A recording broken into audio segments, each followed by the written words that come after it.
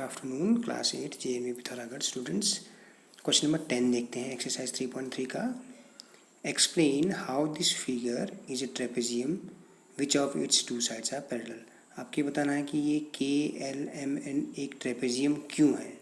तो सबसे पहले आप देखिए, अगर दो लाइंस KL और NM की अगर मैं बात करूँ, इनको एक ट्रांसवर्सल ML अगर काट रही है तो पैरेलल लाइंस की प्रॉपर्टी है, देखिए, if a transversal line is intersecting two lines, तो यहाँ ट्रांसवर्सल LM KL और NM लाइंस को इंटरसेक्ट कर रही है इस तरह से, such that the sum of angles on same side of transversal is 180 degree. तो आप देखिए, ट्रांसवर्सल के बाईं तरफ है दो लाइंस के बीच में, अगर मैं इसको ऐसा बनाऊँ तो देखिए आप, ट्रांसवर्सल के एक तरफ इंटरनल एंगल्स हैं, इंटीरियर एंगल्स का सम 180 डिग्री, तो इसका मतलब क्या होगा, KL और NM पैरेलल होंगे, then the given two lines are parallel, तो इसलिए पैरेलल हो जाएंगे। तो क्या कहने का मतलब हो जाएगा, क्योंकि angle L plus angle M is equal to 180 degree आ रहा है, तो इसलिए आप कहेंगे therefore KL is parallel to NM। Parallel lines की प्रॉपर्टीज़ है ना। और ट्रेपेजियम क्या होता है, जिसमें एक पेयर, कम से कम एक पेयर पैरेलल साइड्स का होता है, तो वो ट्रेपेजियम होता है। तो ये ट्रेपेजियम क्यों है, क्योंकि एक pair of opposite sides KL और NM पैरेलल हैं एक दूसरे के। ओके, क्यों पैरेलल है, क्योंकि पैरेलल लाइंस की प्रॉपर्टी से दो पैरेलल लाइंस में अगर एक ट्रांसवर्सल कट करे और इंटीरियर एंगल्स का सम ट्रांसवर्सल के एक तरफ का 180 डिग्री हो, तो वो दोनों लाइन पैरेलल होती हैं, तो KL और NM पैरेलल हो गई। क्वेश्चन नंबर 11 भी में अब आपको एक फिगर दिया हुआ है जिसमें AB और DC पैरेलल दिया हुआ है, यानी कि ABCD एक ट्रेपेजियम दिया हुआ है। तो आपको एंगल C फाइंड करना है, measure of angle C। Okay, measure of angle C find करना है। तो if BC is transversal then the sum of interior angles on same side of transversal will be 180 degree. तो आप देखिए यहाँ angle B और ये एंगल C, क्वेश्चन मार्क जो है, इन दोनों का सम 180 डिग्री होगा, तो एंगल C यहाँ से आ गया 60 डिग्री। ठीक है, तो ये ट्रेपेजियम था, इसमें एक पेयर ऑफ ऑपोजिट, ये दोनों साइड्स पैरेलल दे रखी हैं AB और DC, और ये ट्रांसवर्सल की तरह काम करेगा। तो अब आप देखिए, अगर मैं इसको ऐसे एक्सटेंड कर दूँ इस तरह से, तो आपको बेहतर समझ में आएगा। दो पैरेलल लाइंस हैं, ये ट्रांसवर्सल है, तो sum of interior angles on same side of transversal 180 होता है, अगर ये 120 है तो ये 60 डिग्री हो गया। ठीक है, अच्छा, क्वेश्चन नंबर 12 देखते हैं। Find the measures of angle P and angle S। ये एंगल P निकालना है, एंगल S निकालना है, और एक चीज़ और दे रखी है कि SP लाइन RQ लाइन के पैरेलल है। If you find angle R, is there more than one method to find angle P। ठीक है, एंगल R यहाँ पे 90 डिग्री दिया हुआ है। ओके, अब आप क्या देखेंगे, in SP parallel P RQ, in SP parallel RQ PQ is transversal. अगर PQ इज ट्रांसवर्सल हो बच्चों, PQ अगर एक ट्रांसवर्सल हो, ओके, तो sum of interior angles on same side of transversal, sum of interior angles on same side of transversal, same side of transversal क्या होता है, 180 डिग्री। तो यहाँ से क्या मिलेगा, angle P plus angle Q is equal to 180 degree. तो angle P आप फाइंड कर सकते हैं, Q की वैल्यू तो दे रखी है, ये दोनों पैरेलल लाइन है, ये ट्रांसवर्सल है, तो इंटीरियर एंगल्स का सम सेम साइड ऑफ ट्रांसवर्सल 180 होता है, तो एंगल P आपके पास आ गया 50 डिग्री बच्चों है। ओके, इसी तरह से आप कहेंगे इन SP पैरेलल RQ में, अगर मैं कहूँ SR ट्रांसवर्सल है, अगर SR ट्रांसवर्सल है, तो what you will get, angle S plus angle R is equal to 180 degree. तो angle S plus angle R 90 दिया हुआ है, तो angle S also is 90 degree. ये पूछता है कि अगर ये 90 है तो बोलता है कि if you find angle R is there more method. तो अगर R पता है, एक मेथड और है P को फाइंड करने के लिए, क्या कर सकते हैं, अगर ये तीनों एंगल हमें पता है तो एंगल सम प्रॉपर्टी से इस पी की वैल्यू भी फाइंड कर सकते हैं, ठीक है ना। ये तरीका है। तो कहेंगे यहाँ पे आप yes if angle S, angle R, angle Q R known,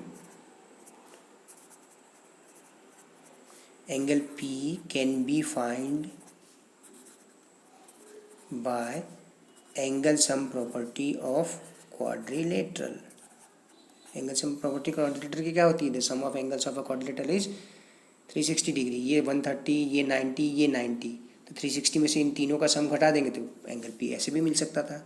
हमने प्रॉपर्टी यूज़ करी sum of interior angles on same side of transversal. Okay, तो दो तरीके हैं इस क्वेश्चन को करने के। एक्सरसाइज 3.4 देखते हैं बच्चों। स्टेट वेदर ट्रू और फॉल्स। ट्रू या फॉल्स है ये बताना है। मैंने यहाँ रीजन भी लिखे हुए, क्वेश्चन में नहीं पूछे हैं लेकिन मैं रीजन इसलिए लिख रहा हूँ ताकि आपको समझ में आए। ऑल रेक्टेंगल्स आर स्क्वायर्स, ठीक है। तो आपको ध्यान रखना होगा रेक्टेंगल और स्क्वायर की प्रॉपर्टी। सारे रेक्टेंगल स्क्वायर क्यों हैं? बिकॉज रेक्टेंगल्स, ये सेंटेंस फॉल्स है।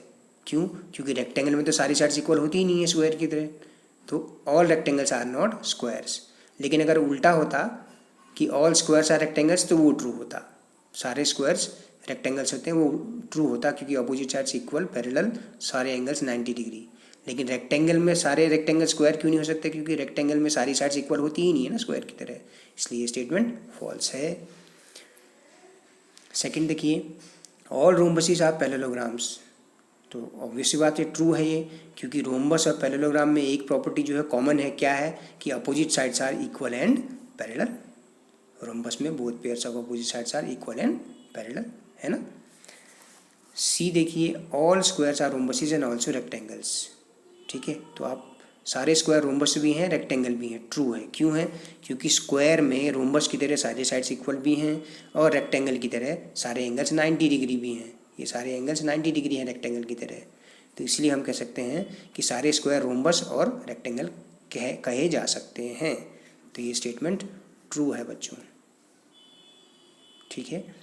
जो प्रॉपर्टीज़ मैंने आपको बताई हैं उन्हीं से रिलेटेड क्वेश्चन हैं। प्रॉपर्टीज़ पता है तो पता चल जाएगा, ठीक है। इसका डी देखिए, all squares are not parallelograms. तो भाई सारे स्क्वायर पैरेललोग्राम होते हैं, ये स्टेटमेंट क्या है? फॉल्स है। All squares of opposite sides equal and parallel like parallelogram. तो सारे स्क्वायर पैरेललोग्राम होते हैं, तो यहाँ क्या क्या है? नहीं है कह रहा है। All squares are not parallelograms, तो ये स्टेटमेंट फॉल्स है। All kites are rhombuses, false. Kite क्या होता है भाई? देखो, काइट में एडजेसेंट साइड्स इक्वल होती हैं, यानी कि ये वाली साइड या ये वाली साइड, मान लीजिए अगर मैं इसको ए बी सी डी कहूँ तो इसमें ए बी और ए डी बराबर हैं और बी सी और सी डी बराबर हैं। एडजेसेंट साइड्स का पेयर जो होता है, कंजिक्यूटिव साइड्स का जो पेयर होता है वो इक्वल होता है, जबकि रोम्बस में सारी साइड्स इक्वल होती है। तो सारी काइट्स रोम्बसेस नहीं हो सकती हैं। तो उसके लिए क्या होना चाहिए था कि सारों साइड्स इक्वल होनी चाहिए, ऐसा होता नहीं है। इसका उल्टा है F, all rhombuses are kites. तो यहाँ सारी रोम्बस काइट हो सकते हैं क्योंकि सारी साइड्स, ऑल्दो सारी साइड्स इक्वल हैं रोम्बस के अंदर, लेकिन अगल बगल की कंजिक्यूटिव साइड्स जो है बराबर भी तो हैं। तो yes, it is true, rhombuses also have two distinct consecutive pairs of equal length. तो ऑब्वियस सी बात है सारी रोम्बसेस काइट्स हैं, ठीक है। लेकिन सारी काइट्स रोम्बसेस नहीं होती हैं, याद रखना है, ये बहुत इंपॉर्टेंट पॉइंट है। फिर जी पार्ट देखते हैं। All parallelograms are trapeziums, true. Parallelogram क्या होता है? Both pairs of opposite sides are parallel, जैसे कि पी क्यू आर एस एक पैरेललोग्राम है, पी क्यू और एस आर पैरेलल है, और क्यू आर और एस पी पैरेलल है, पी एस पैरेलल आपस में। ट्रेपेजियम में एक साइड अपोजिट पेयर का पैरेलल होता है। ट्रेपेजियम क्या होता है? A quadrilateral which has at least one pair of opposite sides parallel. तो पैरेललोग्राम में दोनों पेयर पैरेलल हैं, तो इसीलिए पैरेललोग्राम ट्रेपेजियम है। All squares are trapezium, true. वही बात आ गई, क्योंकि स्क्वायर में दोनों पेयर पैरेलल साइड्स के पैरेलल होते हैं। All squares have a pair of parallel sides, ठीक है। ट्रेपेजियम में एक होता है, स्क्वायर में दोनों ही हैं, तो सारे स्क्वायर्स रेक्टेंगल हो सकते हैं। याद रखिए, सारे स्क्वायर, सारे रेक्टेंगल, सारे पैरेललोग्राम, सारे रोम्बस, ये सब क्या हैं? ये सब ट्रेपेजियम ही हैं।